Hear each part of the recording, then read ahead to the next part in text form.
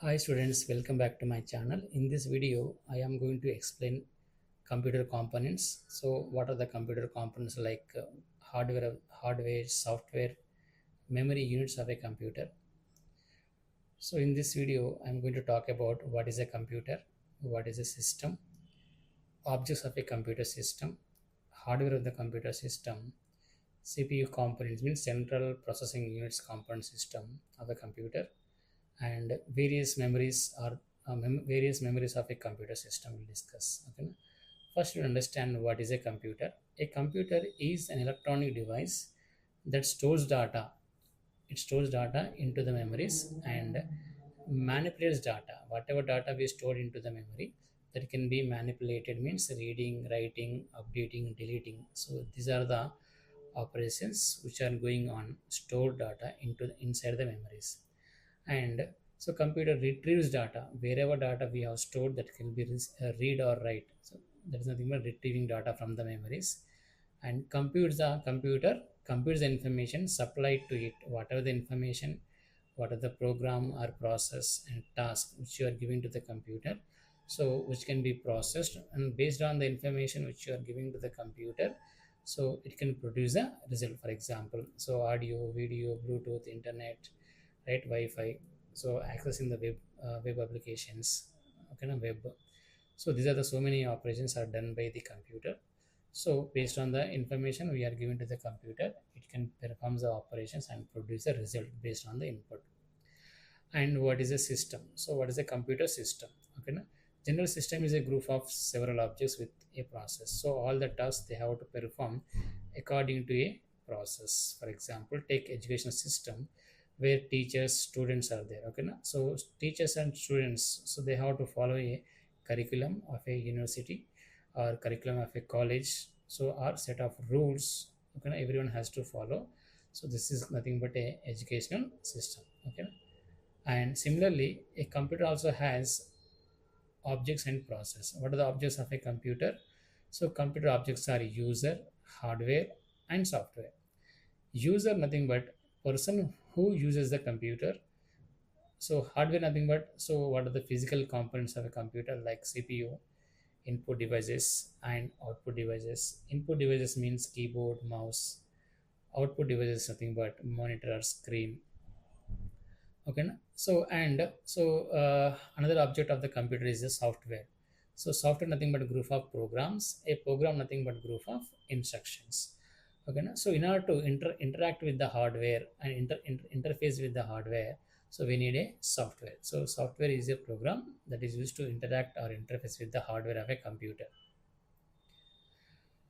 Let me talk about various types of hardware inside the CPU or inside the computer.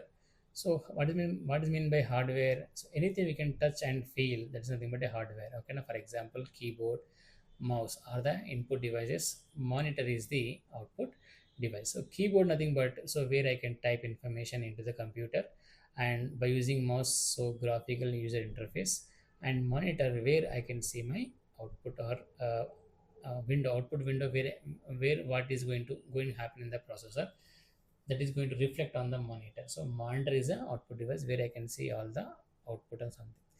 So hardware is classified as input devices and processing devices and output devices. So input devices means, so how the data is coming into the computer. So input means data is coming into the processor, and data is going out from the processor. Okay, data is coming into the processor is called input device like keyboard, and data is going out from the processor nothing but printer. So we are giving information for printing purpose.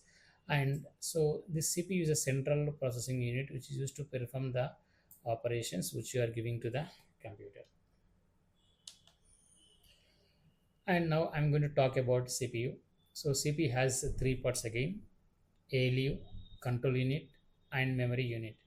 ALU nothing but arithmetic logic unit, which is used to perform addition, subtraction, right, multiplication and division, and it performs some logical operations or boolean operations, logical and logical or operations.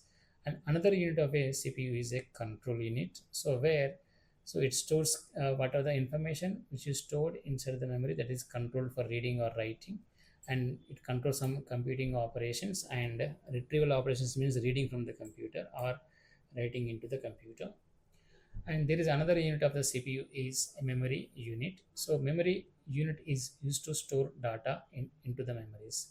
And finally, this is a block diagram of a computer CPU. Okay, na? So this is a CPU, nothing but, so this is nothing but a CPU, right? Where, so it has three parts: control unit, ALU unit, and main and memory unit. So memory it divided into two parts: main memory and secondary memory. So main memory nothing but primary memory.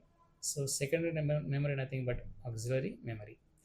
So control unit, just now we discussed control the operations and performs the addition, subtraction, multiplication, division. And so memory units are used to store the information into that. So there are two types of memories, primary and secondary. And apart from the CPU, there is some input devices are there and output devices. So input devices are nothing but so keyboard, mouse are the input devices. Output device nothing but monitor and printer. So these are the output devices.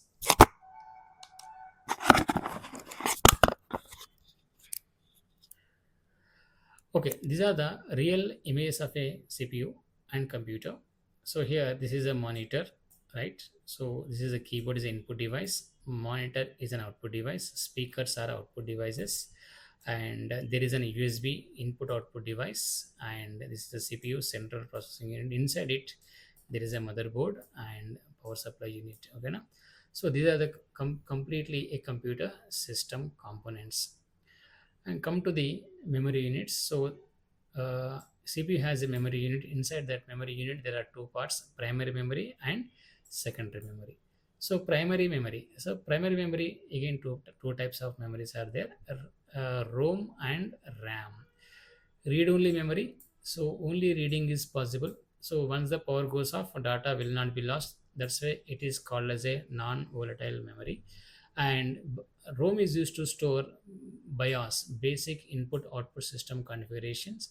And once the data we have written into the ROM, it cannot be modified. So okay, it is not possible to modify. Okay, no? If you want, you can completely, we can erase it, but we cannot write anything into the ROM once it is manufactured. So then I cannot write anything into the ROM.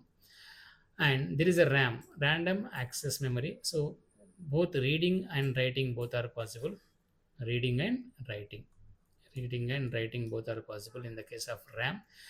And once the power goes off, data will be lost. Hence, it is called as a volatile memory. And so we can write n number of times into the RAM. Okay, na? So multiple times you can read from the RAM or write into the RAM. Whereas ROM nothing but we cannot write anything into the ROM once it is manufactured. And RAM stores programs under execution. Generally, our programs are stored in the secondary memory or auxiliary memory. Whenever processor wants to execute a program, the program has to swap from secondary memory into, okay, na, RAM. Secondary memory into the RAM.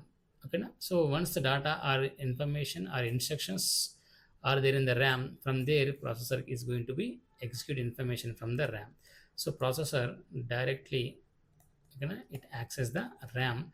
So RAM is, as RAM is a temporary memory. So when the program is going to be executed, the program is copied from secondary memory into the primary memory. And there is one more type of memory is called cache memory. Cache memory stores more frequently used data and instructions which are immediately or rapidly required by the processor. So processor can directly access the cache memory. Okay, because cache is used to store more frequently data or instructions which are rapidly required by the processor. So if anything is required, so processor first access the cache memory. If it is available in the cache memory, that can be read. If it is not available in the cache memory, so processor is going to access the random access memory. And because of, so increase the speed. Okay, now because processor is a high speed device, so cache supplies data or instructions with very high speed to the processor. And there is a secondary memory. So secondary memory is used for long term data storage. So there are two types of memories. So first one is the magnetic storage and optical storage. So magnetic storage means it comes on floppy disk comes under magnetic storage, hard disks, and magnetic tapes. Okay, na? Optical storage means here CD, DVD. So CD I think is 700 MB data storage, DVD nothing but 1.6 GB data storage, and whereas hard disk nothing but 1 TB of data storage. Okay, like that, etc. So today's video. So summary, I conclude. So computer is a system of user, hardware, and software. CPU handles processing via ALU, control unit, and memory unit. And memory is classified into primary memory and secondary memory. And we have discussed various storage types according to their different functions. Okay, thank you, dear students. So if any doubts, please comment or you can mail regarding the query. If you like this video, please subscribe, share, and like. Thank you very much. Thank you. Thanks for watching.